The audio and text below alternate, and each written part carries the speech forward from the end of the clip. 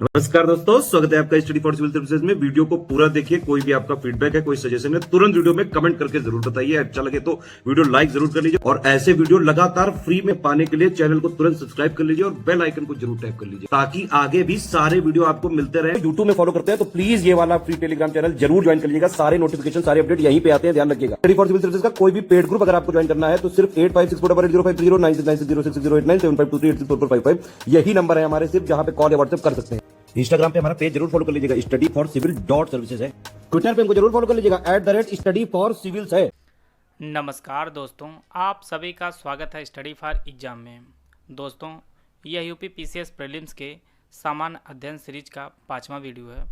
Video शुरू करने से पहले मैं आपको बताना चाहता हूं, हमारे कई पेड ग्रुप चलते हैं। अगर आप इन पेड ग्रुप को लेना चाहते हैं तो दिए गए नंबर पर कॉल कर जानकारी प्राप्त कर सकते हैं। तो दोस्तों, देखते हैं आज का पहला प्रश्न। लोग उत्तर प्रदेश के संदर्भ में सही विकल्प का चयन करना है। यहाँ पे 3 स्टेटमेंट दिया गया है। सर्वाधिक वर्षा मथुरा, सबसे कम वर्षा ललितपुर, जनसंख्या घनत्व 829 प्रति वर्ग किलोमीटर। यहाँ पे ऑप्शन दिया गया, आप लोग ऑप्शन पढ़ लीजिए।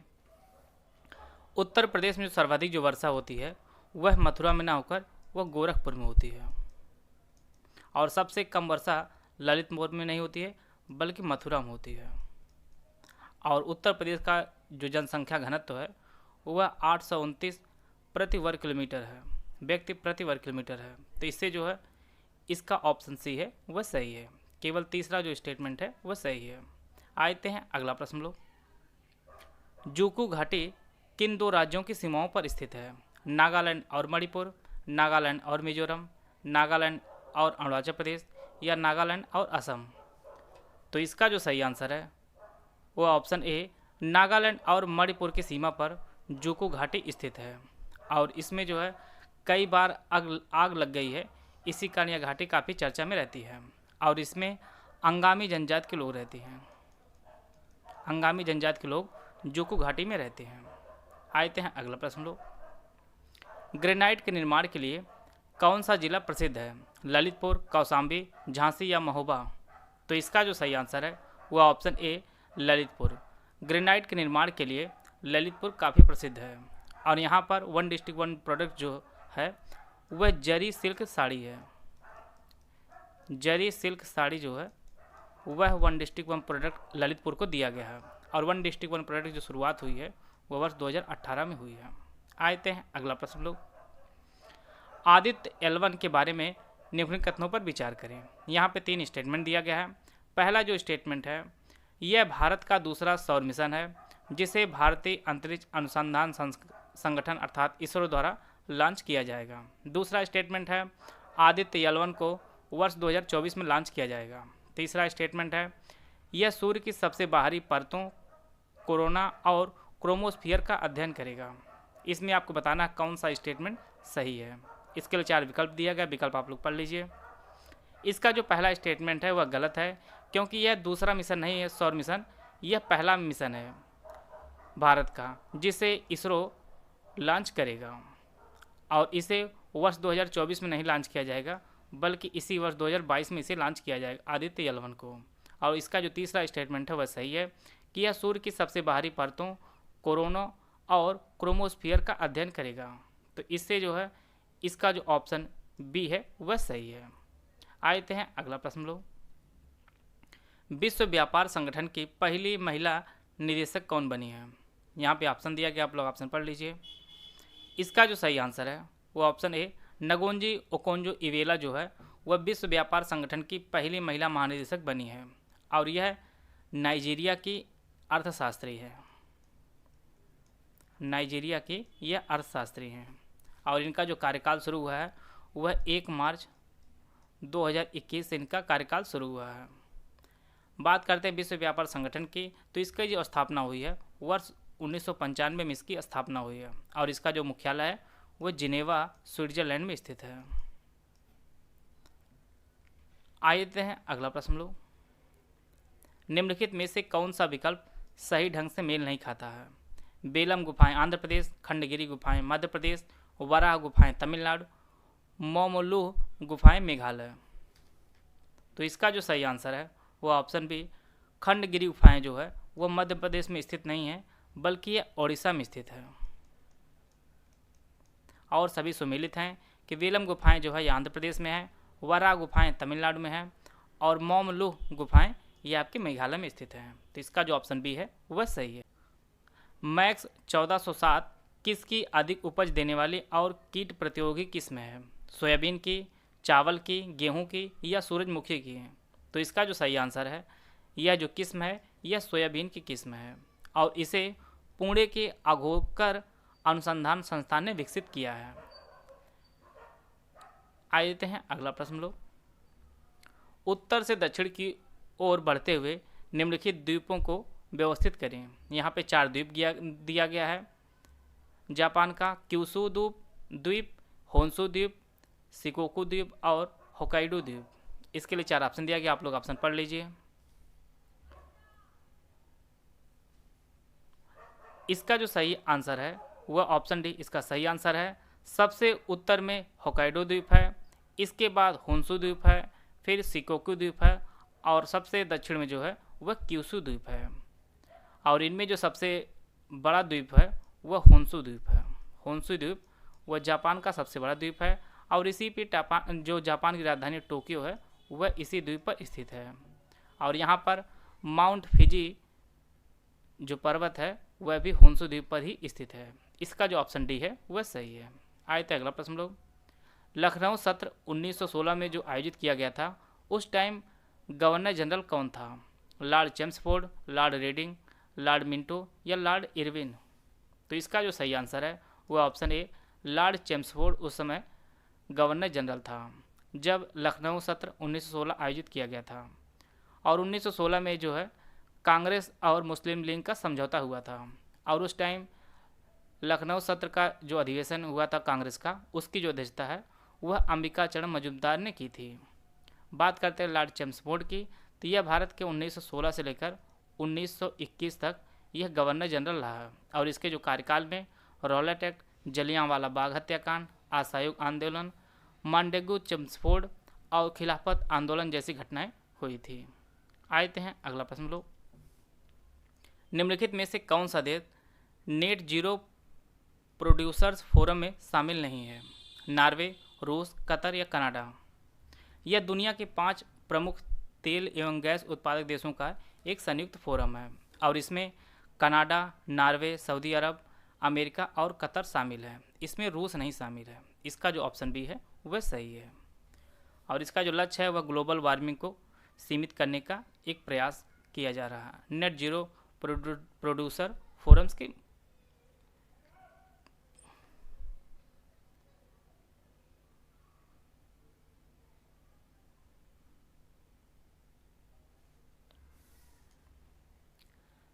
निम्नलिखित को सही मिलान करें।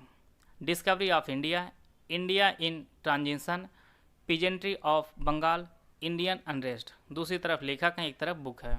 Jawaharlal Nehru, Valentine Chirol, M N. Roy, R C. Dutt. इसके लिए ऑप्शन दिया गया, आप लोग ऑप्शन पढ़ लीजिए। डिस्कवरी ऑफ इंडिया जो पुस्तक है वह जवाहरलाल नेहरू जी ने लिखी है। इंडिया इन ट्रांजिशन जो पुस्तक है वह एम.एन. रॉय ने लिखी है। पीजेंट्री ऑफ बंगाल की जो पुस्तक है वह आर.सी. दत्त ने लिखी है। और इंडिया अनरेस्ट जो पुस्तक है वह वैलेंटाइन सिरोल ने लिखी है। तो इस प्रकार जो है इसका जो ऑप्शन बी है वह सही है। आते हैं अगला प्रश्न लोग। गौतम बुद्ध के समकालीन राजा कौन थे? यहाँ पे 4 राजा दिए गए हैं। अजातशत्रु, प्रसेनजीत, बिंबिसार और चंद्रगुप्त मौर्य। इसके लिए ऑप्शन दिया गया है, ऑप्शन आप लोग पढ़ लीजिए। गौतम बुद्ध के जो समकालीन राजा थे वह अजातशत्रु थे, प्रसेनजीत थे और बिंबिसार थे। यह जो तीनों राजा थे वह गौतम बुद्ध के समकालीन थे, चंद्रगुप्त मौर्य नहीं थे।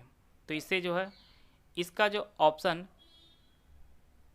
सी है वह सही है। आते हैं अगला प्रश्न लोग। उत्तर प्रदेश का सबसे पुराना वन्यजीव अभ्यारण्य कौन सा है? हस्तिनापुर वन्यजीव अभ्यारण्य, चंद्रप्रभा वन्यजीव अभ्यारण्य, किशनपुर वन्यजीव अभ्यारण्य या कैमूर वन्यजीव अभ्यारण्य? तो इसका जो सही आंसर है वो ऑप्शन बी चंद्रप्रभा वन्यजीव अभ्यारण्य जो है यह उत्तर प्रदेश का सबसे पुराना वन्यजीव अभ्यारण्य है। और इसकी जो स्थापना है वर्ष 1957 में इसकी स्थापना की गई थी। और यह चंदौली जिले में स्थित है, चंद्रप्रभा वन्यजीव अभ्यारण्य। आते हैं अगला प्रश्न लोग, हाल ही में किस अफ्रीकी देश को विश्व स्वास्थ्य संगठन द्वारा ट्रैकोमा मुक्त घोषित किया गया है? नाइजीरिया, नामीबिया, गाम्बिया या दक्षिण अफ्रीका?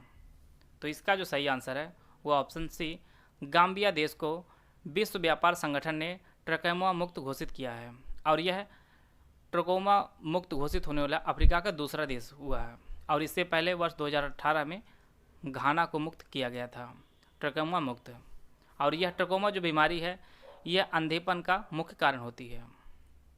आते हैं अगला प्रश्न लोग, नई ट्रेन सेवा मिताली एक्सप्रेस किन दो देशों के बीच शुरू किया गया है? भारत भूटान, भारत बांग्लादेश, भारत चीन या भारत पाकिस्तान?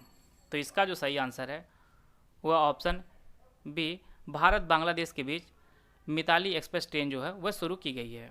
और यह भारत बांग्लादेश के बीच तीसरी ट्रेन है, तीसरी ट्रेन जो शुरू की गई है। इससे पहले मैत्री एक्सप्रेस और बंधन एक्सप्रेस पहले शुरू की गई है। तीसरी जो ट्रेन है वह मिताली एक्सप्रेस है। इसका जो दूसरा ऑप्शन है वह सही है। और यह जो ट्रेन है यह भारत के जलपाईगुड़ी को बांग्लादेश के राजधानी ढाका को जोड़ेगी, मिताली एक्सप्रेस। आते हैं अगला प्रश्न लोग, निम्नलिखित का सही मिलान करें। एक तरफ परियोजना, दूसरी तरफ राज्य दिया गया है। रंगनाड़ी, दोयांग, रंगीत और ट्यूरियल। और राज्य जो है मिजोरम, नागालैंड, अरुणाचल प्रदेश और सिक्किम दिया गया है। इसके ऑप्शन आप लोग पढ़ लीजिए। रंगनाड़ी परियोजना जो है यह अरुणाचल प्रदेश में स्थित है। दोयांग जो परियोजना है वह नागालैंड में स्थित है। रंगीत परियोजना यह सिक्किम में स्थित है। और ट्यूरियल जो परियोजना है यह मिजोरम में स्थित है। तो इससे जो ऑप्शन सी है वह सही है। आते हैं अगला प्रश्न लोग, G7 के बारे में निम्नलिखित कथनों पर विचार करें। यहाँ पे 3 स्टेटमेंट दिया गया है कि G7 की जो स्थापना है वर्ष 1975 में की गई थी। दूसरा स्टेटमेंट है G7 का मुख्यालय लंदन में स्थित है और वर्ष 2021 में इसका जो सम्मेलन है वह ब्रिटेन में किया गया था। तो इसका जो पहला स्टेटमेंट वह सही है कि G7 की जो स्थापना हुआ वर्ष 1975 में की गई थी। इसका दूसरा स्टेटमेंट गलत है क्योंकि G7 का मुख्यालय कहीं बना ही नहीं है। तो इससे जो है इसका जो दूसरा स्टेटमेंट वह सही है। और वर्ष 2021 में जो इसका सम्मेलन किया गया था वह ब्रिटेन में किया गया था। तो इससे इसका जो ऑप्शन बी है वह सही है। आते हैं अगला प्रश्न लो, गौतम बुद्ध को लाइट ऑफ एशिया का नाम किसने दिया था? एडविन अर्नोल्ड, जॉन मैकिन्से, महारानी एलिजाबेथ या तियांग ताई? तो इसका जो सही आंसर है वो ऑप्शन ए, एडविन अर्नोल्ड ने गौतम बुद्ध के जीवन संबंधित लाइट ऑफ एशिया नामक पुस्तक लिखी थी और इसे वर्ष 1879 में लंदन में प्रकाशित किया गया था। तो इसका जो ऑप्शन ए है वह सही है। आते हैं अगला प्रश्न लोग, निम्नलिखित कथनों पर विचार करें। यहाँ पे 3 स्टेटमेंट दिया गया है। अंत्योदय दिवस 25 सितंबर को मनाया जाता है। दूसरा स्टेटमेंट है कि यह जो दिवस है यह पंडित मदन मोहन मालवीय की जयंती के रूप में मनाया जाता है। तीसरा स्टेटमेंट है इसे मनाने की जो घोषणा है वो वर्ष 2014 में की गई थी। इसमें आपको बताना है कौन सा स्टेटमेंट सही है। इसके लिए 4 विकल्प दिया गया है, आप लोग विकल्प पढ़ लीजिए। इसका जो पहला स्टेटमेंट है वह सही है कि अंत्योदय दिवस जो है यह प्रत्येक 25 सितंबर को मनाया जाता है। दूसरा स्टेटमेंट गलत है क्योंकि यह जो दिवस है यह पंडित मदन मोहन मालवीय की जयंती पर नहीं मनाया जाता बल्कि पंडित दीनदयाल उपाध्याय की जयंती पर मनाया जाता है। और तीसरा स्टेटमेंट भी सही है कि इसे मनाने की जो घोषणा है वर्ष 2014 में की गई थी। और हम लोग पंडित दीनदयाल उपाध्याय के बारे में थोड़ा जान लेते हैं कि पंडित दीनदयाल उपाध्याय जो जन्म हुआ था वह वर्ष 1916 में इनका जन्म मथुरा में हुआ था और इनकी जो मृत्यु है वह मुगल सराय में हुई थी। तो इसका जो ऑप्शन बी है वह सही है। आते हैं अगला प्रश्न लोग, निम्नलिखित में से कौन सा एक विश्व का एकमात्र संस्कृत समाचार पत्र है? सत्यवाणी, सुधर्मा, सुभारती या मित्रोन? तो इसका जो सही आंसर है वह ऑप्शन बी, सुधर्मा। विश्व का एकमात्र संस्कृत समाचार पत्र जो है वह सुधर्मा है और इसे जो है संपत कुमार और उनकी पत्नी प्रकाशित करती थी, जिन्हें वर्ष 2020 में जो है पद्मश्री सम्मान से सम्मानित भी किया गया था। एकमा जो संस्कृत समाचार पत्र है वह सुधर्मा है। आप लोग कितने प्रश्न सही रहे आप लोग कमेंट बॉक्स में बताइएगा। वीडियो अगर आपको अच्छा लगे तो आप लाइक कर सकते हैं, चैनल सब्सक्राइब कर लीजिए। वीडियो को पूरा देखें, धन्यवाद। जय हिंद, जय भारत।